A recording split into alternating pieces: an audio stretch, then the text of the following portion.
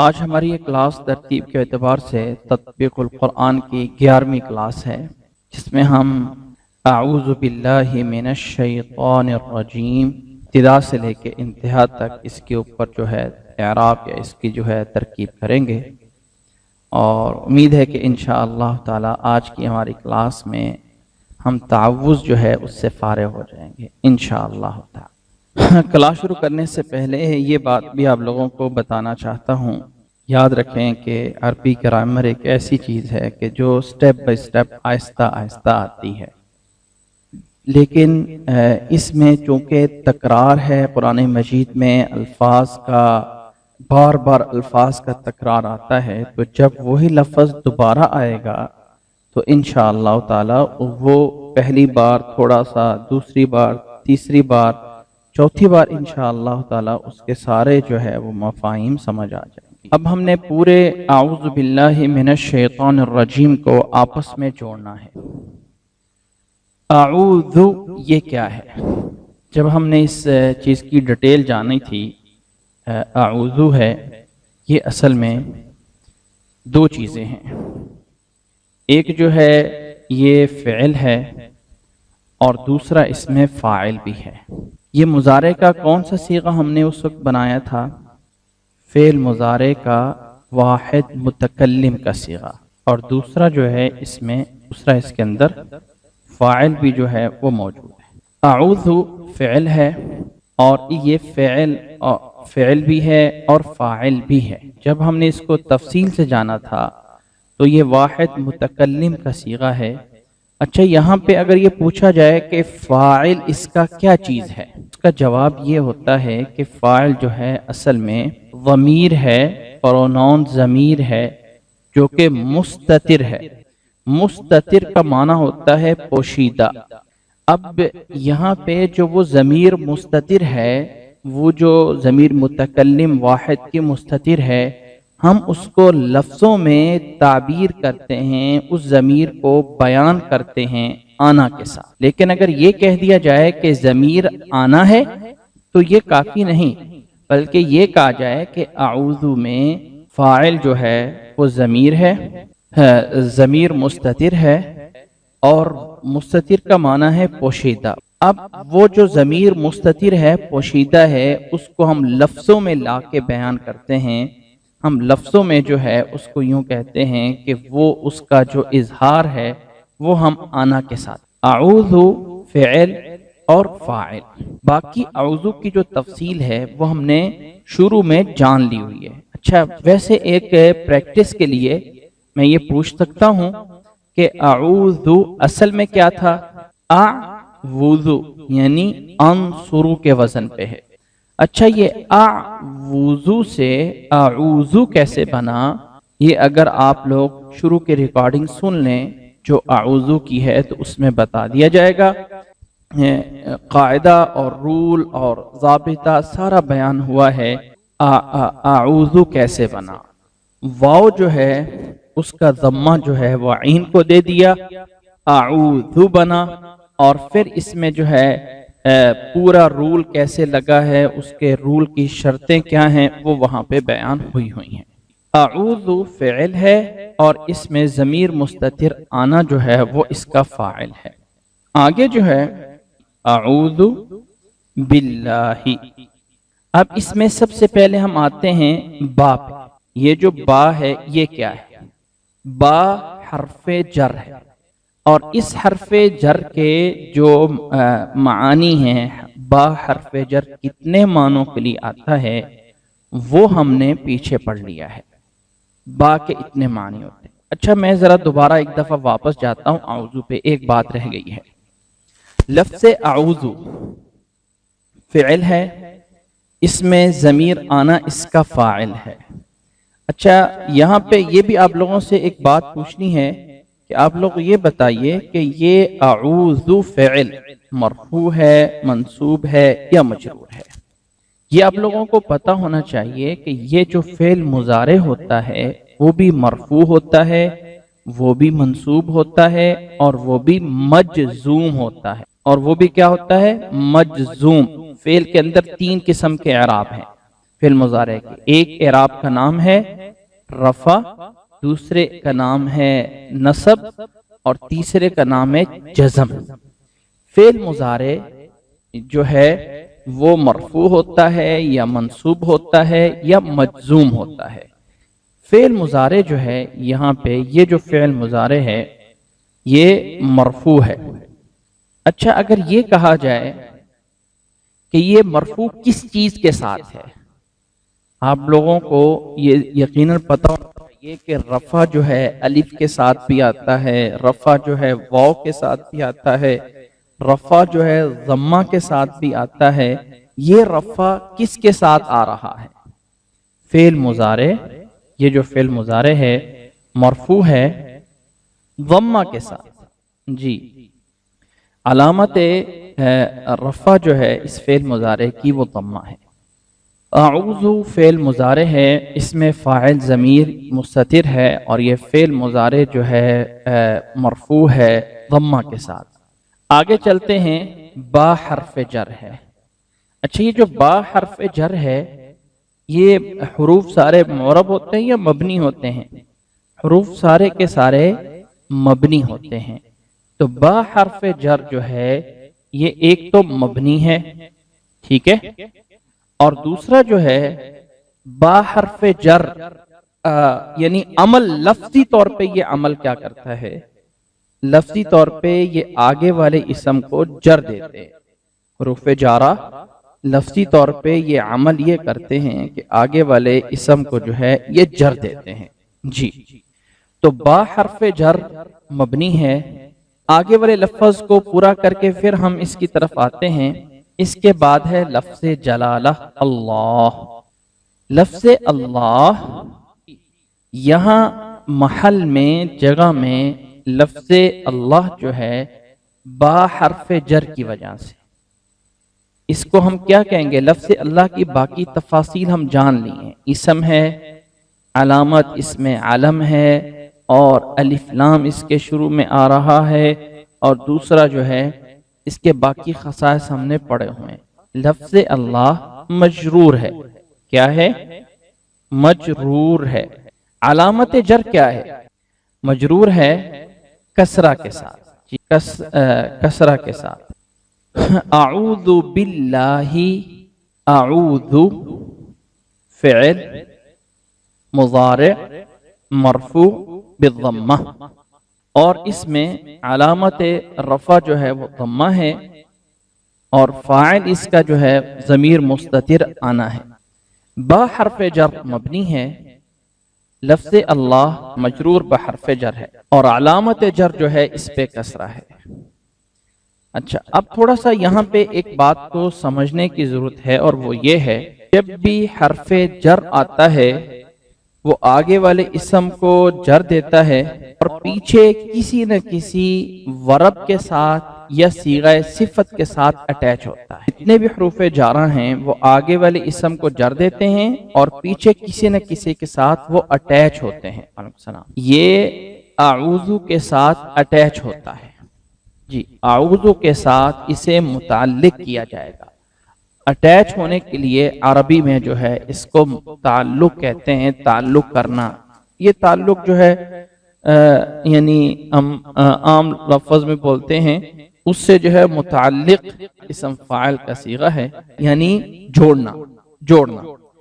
تو با حرف جر جو ہے یہ اٹیچ ہو رہا ہے اعوذ کے ساتھ، آگے جو ہے لفظ اللہ کو جو ہے وہ جر دے رہا ہے۔ جی، دوبارہ دیکھیے، اعوذ فعل مضارع مرفوع بالضمہ، فاعل جو ہے وہ ضمیر مستتر جس کو ہم تعبیر کرتے ہیں آنا کے ساتھ، با حرف جر مبنی۔ اچھا، با حرف جر جو ہے اس کو ہم یوں بھی کہہ لیں کہ با حرف جر جو ہے مبنی علی الکسر ہے، کسرے پر مبنی ہے۔ لفظ اللہ مجرور ہے با حرف جر کی وجہ سے، اور علامت جر جو ہے وہ اس پہ کسرہ ہے۔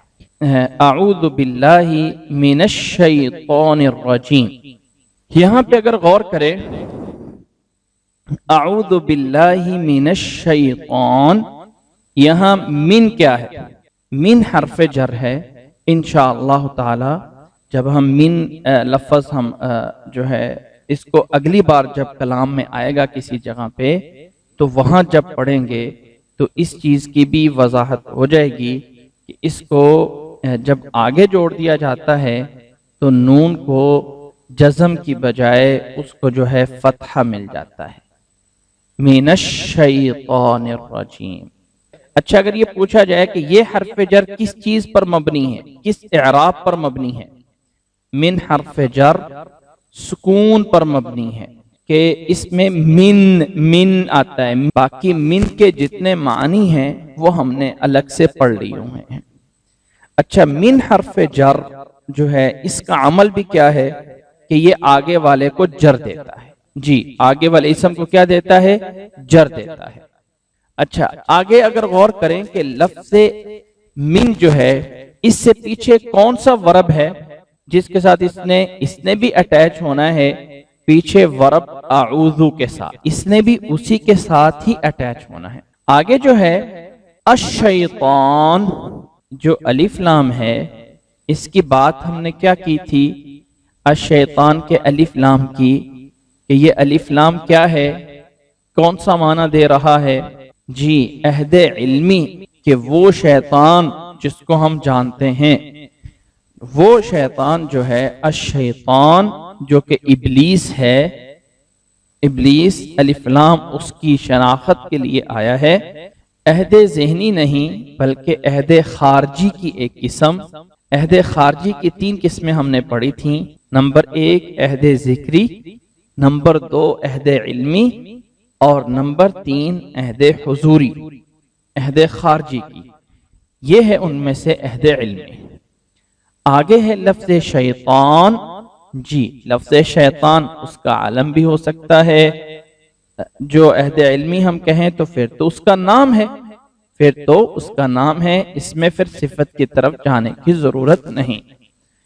اور اگر ہم اس کو یہ کہیں کہ اصل میں صفت تھا بعد میں اس کا مستقل نام بن گیا تو اس کی ڈیٹیل جو ہے وہ ہم نے جب اس شیطان لفظ کو پڑھا تھا اس کا اشتقاق کیا ہے، روٹ ورڈ اس کے کیا ہیں وہاں جان لیے تھے. یہاں پہ یہ ہے کہ من حرف جر ہے اور لفظ الشیطان کیا ہے؟ مجرور ہے. اور علامت جر کیا ہے؟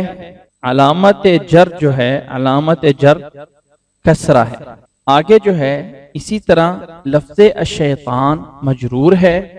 اب اگر ہم آگے اس لفظ شیطان کا آگے تعلق جوڑے نا، آگے اس کا تعلق ہے الرجیم کے ساتھ. کس کے ساتھ؟ تو الرجیم جو ہے وہ کیا ہے اس کو بھی ہم دیکھ لیتے ہیں. لفظ الرجیم جو ہے یہ صفت ہے. باقی اس کی تفاصیل ہم نے جان لی. الف لام جو ہے اس میں الذی کے معنی میں ہے اور الرجیم جو ہے یہ صفت ہے. اچھا سب سے پہلے تو ہم یہ تھوڑا سا یہ دیکھیے گا کہ لفظ الرجیم کا اعراب کیا ہے. لفظ الرجیم کا اعراب جو ہے مجرور ہے. کس وجہ سے مجرور ہے؟ کسرہ کے ساتھ. اور کیوں کس وجہ سے؟ کہ یہ اس لیے کہ یہ پیچھے کی والے کی صفت ہے، اس لیے کہ صفت ہے شیطان کی. صفت اور موصوف جو ہے اس کا اعراب سیم ہوتا ہے. اب اگر ہم ان کو الگ الگ کر دیں تو یہ بات ہے، لیکن اگر ہم اس کو پورے کو ایک اکٹھا کریں تو ہم یوں کہیں گے کہ اعوذ فعل مضارع صیغہ متکلم کا ہے، مرفوع ہے اور فاعل اس کا ضمیر مستتر آنا ہے. با حرف جر ہے. لفظ اللہ مجرور ہے اور یہ جار اور مجرور مل کے اعوذ فعل کے متعلق ہیں. آگے جو ہے من حرف جر ہے اور الشیطان یہ موصوف ہے اور لفظ الرجیم یہ صفت ہے. یہ موصوف اور یہ صفت دونوں جو ہیں یہ مجرور ہیں اور جار جو ہے یہ جار اور مجرور مل کے یہ بھی اٹیچ ہو رہے ہیں اعوذ کے. اعوذ فعل مضارع اپنے فاعل اور اپنے دونوں متعلقوں سے مل کے کیا بنتا ہے؟ اعوذ باللہ من الشیطان الرجیم، فعل جمع فاعل جمع متعلق پہلا یعنی جمع باللہ اور جمع من اور آگے اس کا من الشیطان الرجیم، فعل اپنے فاعل اور دونوں متعلقوں سے مل کے یہ بنتا ہے جملہ۔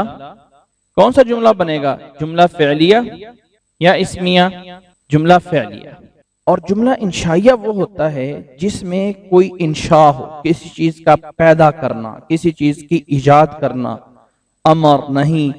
سادے لفظوں میں یوں کہیں کہ جملہ خبریہ وہ ہوتا ہے کہ جس کے کہنے والے کو انسان سچا یا جھوٹا کہہ سکتا ہے، اور جملہ انشائیہ وہ ہوتا ہے کہ جس کے کہنے والے کو سچا یا جھوٹا نہیں کہہ سکتے، سچا یا جھوٹا، بلکہ اس کا اس سے تعلق نہیں ہوتا ہے سچ یا جھوٹ سے۔ تو اب یہ ذرا غور کیجئے گا کہ اعوذ باللہ من الشیطان الرجیم، میں اللہ کی پناہ مانگتا ہوں شیطان مردود سے، یہ جو ہے جملہ فعلیہ خبریہ ہے یا انشائیہ ہے؟ بظاہر ایسے ہی لگ رہا ہے کہ یہ خبریہ ہے کہ میں مانگ رہا ہوں، لیکن حقیقت میں یہ دعا ہے، اور دعا جو ہوتی ہے وہ انشاء ہوتی ہے۔ اے اللہ مجھے یہ دے دے، میرا یہ کام کر دے، اے اللہ میری مجھے پناہ دے دے۔ لفظاً جو ہے یہ خبر ہے، معنن انشاء ہے۔ ہم اس کو یہ کہتے ہیں جملہ فعلیہ، اور آگے ہم اس کو یوں کہتے ہیں کہ لفظاً جو ہے خبر ہے اور معنن جو ہے وہ انشاء ہے۔ لیکن اس کو صحیح یعنی یہ تو ہو گیا نا جب اس کو پوری طرح تجزیہ کریں، لیکن یہ بات ہے سمجھنے کے لیے کہ لفظاً خبر ہے اور معنن انشاء ہے۔ تو عملی طور پہ جب ہم اس کو کریں گے تو ہم یہ کہیں گے فعل فاعل اپنے دونوں متعلقوں سے مل کے یہ جو ہے جملہ فعلیہ انشائیہ بنا، کیونکہ دعا ہے۔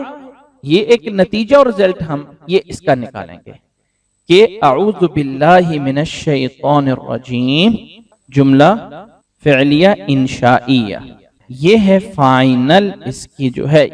امید ہے کہ یہاں تک کوئی بات ایسی نہیں ہے جو مشکل ہو گئی ہو۔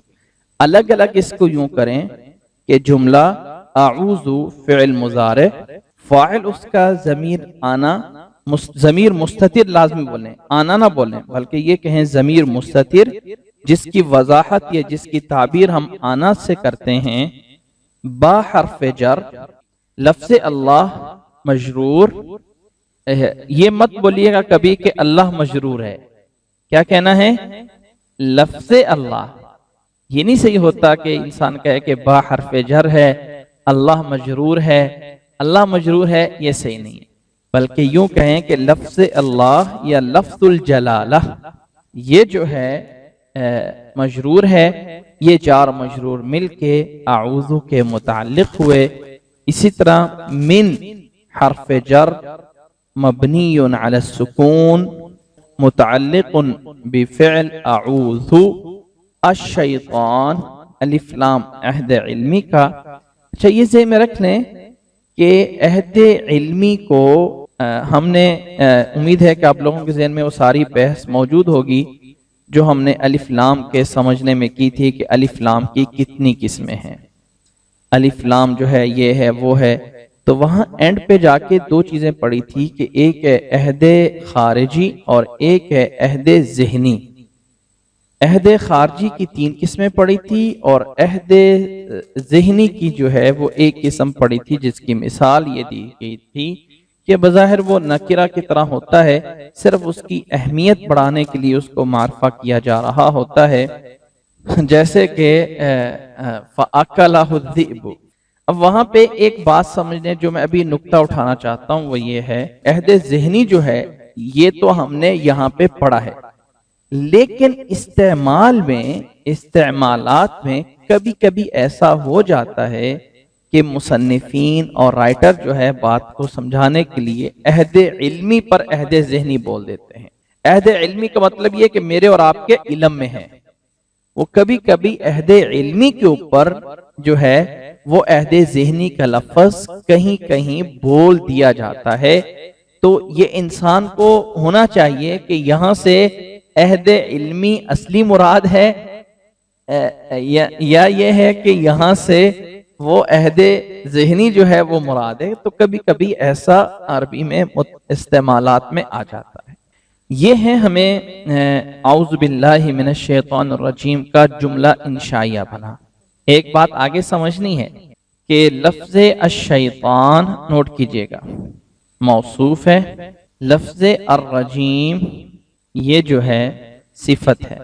اچھا، یہ جو موصوف اور صفت ہیں، آپ لوگوں کو اندازہ ہے کہ صفت کی دو قسمیں ہوتی ہیں۔ ابھی آپ لوگوں کو میں مثال دے کے سمجھاتا ہوں۔ نمبر ایک، وہ صفت جو اپنے موصوف ہی کی صفت ہوتی ہے، اس کو صفت حقیقی کہا جاتا ہے۔ یہی ہمارے سامنے یہاں ہم اس کی کوئی اور مثال دیتے ہیں۔ مثال کے طور پہ قلم جمیل، یہ صفت حقیقی ہے۔ اچھا، صفت حقیقی جو ہے اپنے موصوف کے ساتھ جو ہے 5 چیزوں میں مطابق ہوتے ہیں۔ وہ 5 چیزیں کون کون سی ہیں؟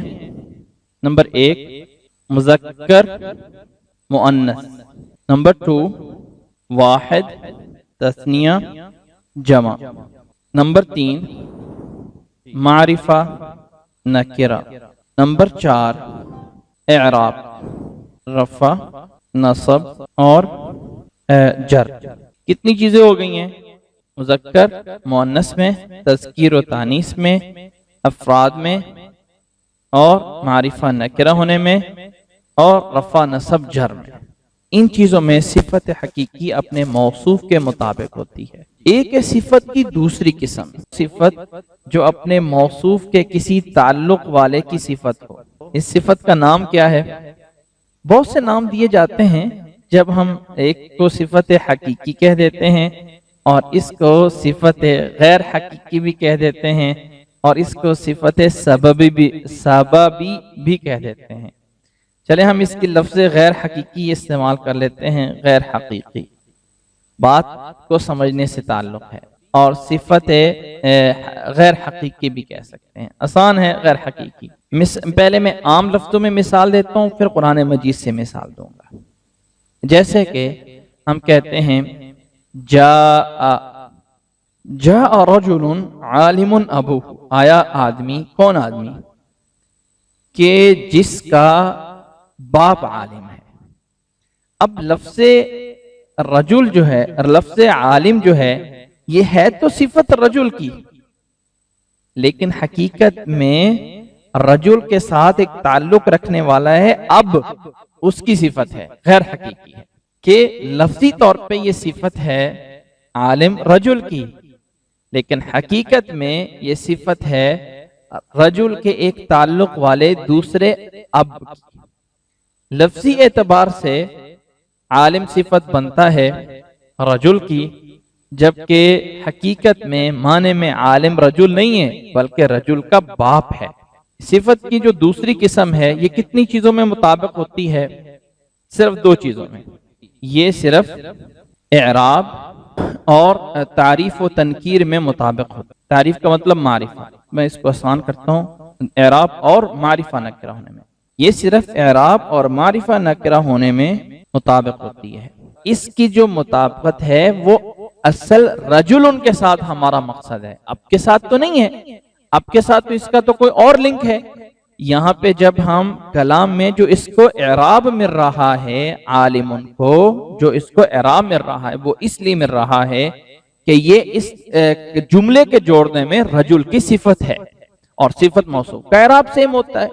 جملے کے جوڑنے میں یہ رجل کی صفت ہے، تو رجل کے ساتھ جو اس کی مطابقت ہے وہ ہے اعراب میں اور معرفہ نکرہ ہونے میں۔ باقی جو ہے مذکر مؤنث ہونے میں یا واحد تثنیہ جمع ہونے میں یہ آگے جو رجل کے ساتھ جو آگے والا ہے اب ہے، اس کے ساتھ جو ہے ان چیزوں میں تعلق اس کا ہوتا ہے۔ اب میں آپ کی ایک مثال اسی طرح کی اور دے دیتا ہوں۔ سورۃ نساء کی آیت نمبر ہے 75۔ اللہ تعالیٰ اس میں فرماتے ہیں فَمَا لَكُمْ لَا تُقَاتِلُونَ فِي سَبِيلِ اللَّهِ وَالْمُسْتَضْعَفُونَ مِنَ الرِّجَالِ وَالنِّسَاءِ وَالْوِلْدَانِ الَّذِينَ يَقُولُونَ رَبَّنَا أَخْرِجْنَا مِنْ هَذِهِ الْقَرْيَةِ الظَّالِمِ أَهْلُهَا وَاجْعَل لَّنَا مِن لَّدُنكَ وَلِيًّا وَاجْعَل لَّنَا مِن لَّدُنكَ نَصِيرًا۔ اب یہاں پہ جو بات ہم نے سمجھنی ہے وہ یہ ہے، یہ لفظ القریہ اور لفظ الظالم، یہاں پہ یہ قریہ جو ہے یہ ہے موصوف، اور یہ جو ظالم ہے یہ ہے صفت۔ اب یہ جو صفت ہے یہ مجرور ہے، اس لیے یہ مجرور ہے کہ القریہ جو ہے اس کے اوپر جرا، قریہ کی وجہ سے مجرور ہے، کیونکہ یہاں پہ جار مجرور جو میں اعراب میں یہ صفت مطابقت ہوتی ہے۔ ایسے ہی القریہ معرفہ ہے اور الظالم بھی معرفہ ہے، لیکن اگر ہم غور کریں معنوی لحاظ سے یہ جو قریہ ہے موصوف لفظوں میں تو یہی ہے، لیکن معنی میں جو ہے اس کا موصوف وہ اہل ہے۔ اہل کا ایک تعلق جو ہے وہ قریہ کے ساتھ موجود ہے، اہل کا ایک تعلق جو ہے یعنی بستی والے، اس کا جو ہے ایک تعلق موجود ہے اس کے ساتھ کہ ربنا اخرجنا من هذه القرية الظالم اهلها، ظالم ہے اس کے اہل، ظالمی اہلها۔ اب یہ جو ہے مذکر مؤنث ہونے میں، واحد تثنیہ جمع میں، یہ چیز اپنے موصوف کے مطابق نہیں ہوتی۔ لفظی لحاظ سے تو القریہ ہی کی صفت ہے، لیکن معنوی لحاظ سے قریہ کا ایک تعلق رکھنے والا لفظ اہل جو ہے اس کی صفت ہے، تو یہ اعراب میں اور معرفہ نکرہ ہونے میں مطابق ہے، لیکن مذکر مؤنث میں واحد تثنیہ میں مطابقت نہیں، ان کا سیم ہونا کوئی ضروری نہیں ہے۔ اب دیکھیں یہاں پہ لفظ قریہ مذکر ہے یا مؤنث ہے؟ لفظ قریہ کے شروع میں ہی بھی آ رہا ہے، یہ مذکر ہے یا مؤنث ہے؟ مؤنث ہے۔ اور لفظ ظالم کیا ہے؟ یہ مذکر ہے۔ اب یہ مؤنث کی صفت مذکر کیسے بن گیا؟ اس لیے بن گیا کہ لفظی لحاظ سے تو اس کی صفت ہے، لیکن معنوی لحاظ سے اس کی صفت نہیں ہے۔ اسے صفت غیر حقیقی کہتے ہیں، اسے صفت غیر حقیقی۔ اب آئیے ذرا واپس اوپر اور دیکھیے کہ الشیطان الرجیم میں صفت حقیقی ہے یا غیر حقیقی ہے؟ صفت حقیقی ہے رجیم یا غیر حقیقی ہے؟ صفت حقیقی ہے۔ اعوذ باللہ من الشیطان الرجیم، یہ جملہ فعلیہ انشائیہ ہے۔ انشائیہ اس لیے ہے کہ یہ دعا ہے، اور جو چیز اور میں نے بتائی کہ الشیطان الرجیم، یہ آپس میں الشیطان موصوف ہے اور الرجیم اس کی صفت ہے، اور یہ صفت حقیقی ہے۔ صفت حقیقی ہونے کا مطلب یہ ہے کہ سیم اسی کی بن رہی ہے، اس کے علاوہ کسی اور کی نہیں بن رہی، تو ایسی صفت کو صفت حقیقی کہا جاتا ہے۔ امید ہے میری بات جو ہے وہ سمجھ آ گئی ہوگی، اور امید ہے کہ اعوذ باللہ من الشیطان الرجیم کو ہم جو ہے سمجھ گئے ہوں گے۔ اس سکرین پہ رہیے گا، میں آپ لوگوں کے اس سوال کا جو ہے وہ جواب دینے کی کوشش کروں گا۔ یہ دیکھیے ذرا غور کیجئے گا کہ جب بھی ہم من بولتے ہیں یا الہ بولتے ہیں، ہاں، یا یہ ہے کہ با بولتے ہیں، بی، من، الہ، اس طرح کے جتنے بھی ہیں، ان کا جو ہے پیچھے معنی جو ہے وہ پورا نہیں ہوتا۔ سے، فلاں چیز سے، فلاں چیز تک، فلاں چیز با، فلاں چیز سے، فلاں چیز کے ساتھ۔ اب کیا کیا، کیسے کیا، میں اس چیز کے ساتھ تھا، نہیں تھا، کیا ہوا ہے، وہ ایک ورب کی ضرورت ہے۔ اب وہ جو ورب ہے وہ ایک فعل ہوتا ہے جی، ایک اس کا فاعل ہوتا ہے اور ایک اس کا مفعول ہوتا ہے۔ اب بعض دفعہ میں نے کام شروع کیا، ذہبت میں گیا، من البیت اب گھر سے، مثال کے طور پہ ذہبت میں کہتا ہوں ذہبت من البیت، اب یہ جو من البیت میں نے لفظ بولا ہے ذہبت من البیت، تو ذہبت کا مطلب میں گیا، آگے الی المسجد میں پورا لکھ دیتا ہوں ذہبت من البیت الی المسجد، تو اب من البیت کو ہم مفعول تو بنا نہیں سکتے، کیا اس میں مفعول ہونے کا معنی ہے کہ میرا جانا گھر کے اوپر واقع ہوا ہے، ورب جو ہے وہ اس کا نہیں، یہ بھی نہیں ہے۔ اچھا الی المسجد مفعول بھی نہیں ہے کہ میرا ذہبہ والا فعل جو ہے وہ واقع ہوا ہے الی المسجد پہ، جبکہ من البیت اور الی المسجد کا ایک لنک ہے ذہبہ سے، کیونکہ ذہبہ ورب شروع ہوا ہے من سے اور ذہبہ ورب کی انتہا ہوا ہے مسجد پہ۔ اب یہ جو ابتدا اور انتہا ہے یہ گویا کہ دو معنی ہیں جو اٹیچ تعلق رکھتے ہیں ذہبہ کے ساتھ، اس لیے پھر من یا حرف جار والے جتنے بھی ہوتے ہیں ان کو اٹیچ کیا جاتا ہے، کیونکہ نہ ہم ان کو نام دے سکتے ہیں کہ یہ فعل کے فاعل ہیں، نہ ہم ان کو نام دے سکتے ہیں کہ یہ فعل کے مفعول ہیں، نہ ہم ان کو دے سکتے ہیں کہ یہ فعل بن گئے، تو پھر کیونکہ بذات خود ان سے معنی بھی پورا نہیں ہوتا ہے، من البیت الی المسجد الی المسجد الی المسجد معنی بھی پورا نہیں ہوتا ہے، تو پھر جو ایک ورب لانا پڑتا ہے کہ یہ جو بات پوری ہو فلاں ورب کے ساتھ ان کو اٹیچ کر دیا جاتا ہے۔ کسی نے کسی کے متعلق ہوتا ہے، ہاں جی، کسی نہ کسی کے ساتھ ایک اٹیچ ہوتا ہے، ایک لنک ہوتا ہے۔ اب دیکھیں نا گھر سے مسجد تک، اب میں اردو میں بھی اس کو کہنے کے مفعول کو ہم اس کو مفعول بھی نہیں بول سکتے ہوتے، ہم اس کو فاعل بھی نہیں بول سکتے ہوتے، کیوں؟ لیکن مفعول کی طرح کا ہوتا ہے، مفعول کی طرح کا ہوتا ہے، مفعول نہیں ہوتا ہے، اس وجہ سے جو ہے ان کو کہا جاتا ہے کہ جار مجرور اٹیچ ہو رہے ہیں فلاں ورب کے ساتھ۔ امید ہے کہ بات سمجھ آ گئی۔ جزاک اللہ خیر۔